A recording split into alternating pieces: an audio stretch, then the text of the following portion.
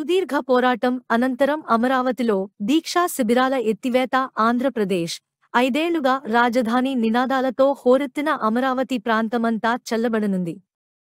అక్కడి దీక్షా శిబిరాలను ఎత్తివేస్తున్నట్లు తెలిపిన నిర్వాహకులు డిసెంబర్ 2019-17న జగన్ 3 రాజధానుల ప్రకటన చేయడంతో అమరావతి ఉద్యమం చేపట్టిన రైతులు ఎన్నో రకాలుగా ఆందోళనలు చేసినా కోర్టుకెళ్లిన వైసీపీ ప్రభుత్వం వెనక్కి తగ్గలేదు. 2024 సార్వత్రిక ఎన్నికల్లో కూటమి భారీ విజయం సాధించడంతో అమరావతి రైతులంతా సంబరాలు చేసుకుని ఉద్యమాన్ని విరమించారు.